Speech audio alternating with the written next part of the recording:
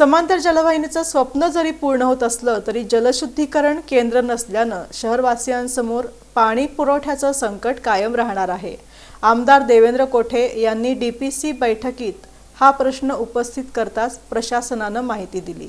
जिल्हा नियोजन समितीची बैठक पालकमंत्री जयकुमार गोरे यांच्या अध्यक्षतेखाली नियोजन भवन इथं पार पडली। यावेळी आमदार देवेंद्र कोठे यांनी समांतर जलवाहिनीची कामं मार्च अखेर पूर्ण होणार असली तरीही पाकणी येथील जलशुद्धीकरण केंद्राचं काम जागेअभावी पूर्ण झालेलं नाही, अशावेळी पाणीपुरवठा कसा सुधारणार असा प्रश्न उपस्थित केला।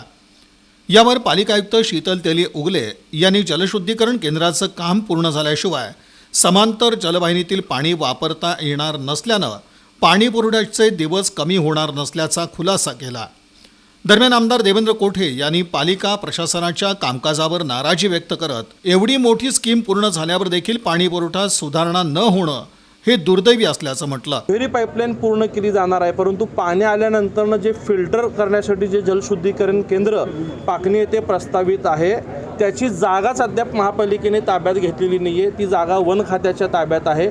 जागा आपल्या ताब्यात नसताना त्या जाग्याचं त्या शुद्धीकरण केंद्राचं टेंडर काढून ते टेंडर देऊन त्याचं वर्क ऑर्डर देण्याचा पराक्रम एकीकडे महापालिकेचं प्रशासन करतं, परंतु जागा वेळेत पूर्ण मिळण्यासाठी जे आवश्यक ते प्रयत्न करायला हवे होते ते त्यांच्याकडनं झाले नाही। आणि एक बाब जी निदर्शनास आली की ही जागा मिळवल्याशिवाय आपल्या शहराला एक दिवस आड पाणी मिळणार नाही, म्हणून आजच्या डीपीडीसीच्या बैठकीमध्ये मी या संबंधित पालकमंत्री महोदयांच्या निदर्शनास ही बाब आणून दिली आणि त्यात त्यांनी महापालिका आयुक्तांकडून सगळे उत्तरं जाणून घेतले आणि त्यात त्यांचं पालकमंत्री महोदयांचंही समाधान झालं नाही, आमच्या लोकप्रतिनिधींचंही समाधान झालं नाही।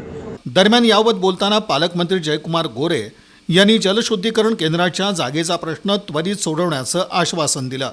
मुळात समांतर जलवाहिनीचा विषय जो आहे तो खूपच महत्त्वाचा आहे। मी आता दुसरी एक बैठक केली त्यावेळी मी बघितलं की आपण पिण्याच्या पाण्यासाठी जे पाणी आपण सोडतो त्याच्यातनं खूप मोठं पाणी म्हणजे साधारण 5 TMCच्या वरचं एक आवर्तन आहे, 3 आवर्तन आपण सोडतो आणि त्याचं वेस्टेज ऑफ वॉटर जे आहे ते प्रमाण खूप मोठं आहे आणि त्यातनं ह्या समांतर जलवाहिनीनं ते खूप पाण्याचं सेव्हिंग आपलं होणार आहे। त्या हिशोबानं माझं तर म्हणणं अतिरिक्त पाणी गावाला मिळायला काय अडचण नाही, पण थोडंसं माझ्या दृष्टीनं काय विषय आला की जर ही समांतर वाहिनी झाल्यानंतर गावाच्या पाणी पुरवठ्यामध्ये जो काही तफावत आहे ते भरून निघेल का, किमान 3-4 दिवसानं पाणी येतं ते अंतर कमी होईल का, हा विषय महत्त्वाचा आहे। याच्यामध्ये काही गोष्टी आहेत की त्याच्यामध्ये जो WTP प्लॅन जो विषय आहे त्याच्या जमिनीचा विषय वन खात्याच्या जमिनीचा विषय आहे, त्याची अडचण आहे आणि त्यामुळे तो प्लॅन्ट बसवेपर्यंत याच्यामध्ये सुधारणा होणं तसं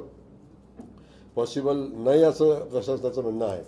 पण वास्तविक तो विषय तातडीने मार्गी निघण्याची आवश्यकता आहे। मी स्वतः प्रशासकीय पातळीवर याचा फॉलोअप घेईन आणि नियोजन खात्याकडे ती फाईल पेंडिंग आहे याची माहिती कलेक्टर महोदयांनी दिलेली आहे, तोही विषय आपण मार्गी लावू। अगदी लास्ट मार्गी तिकडूनच लावू आपण, नाही लागला तर मी आयुक्त महोदयांना सांगितलं की 9.5 कोटीसाठी एवढी मोठी योजना आपण थांबवून चालणार नाही, किंवा त्याचा इफेक्ट यायला पाहिजे, तो येत नसेल तर आपण त्याही संदर्भात विचार करू, असाही विषय आहे। दरम्यान पालिका प्रशासनाने दिलेल्या माहितीमुळे जलवाहिनी पूर्ण होऊन देखील शहरवासियांना 4 दिवसाआडच पाणी मिळणार आहे।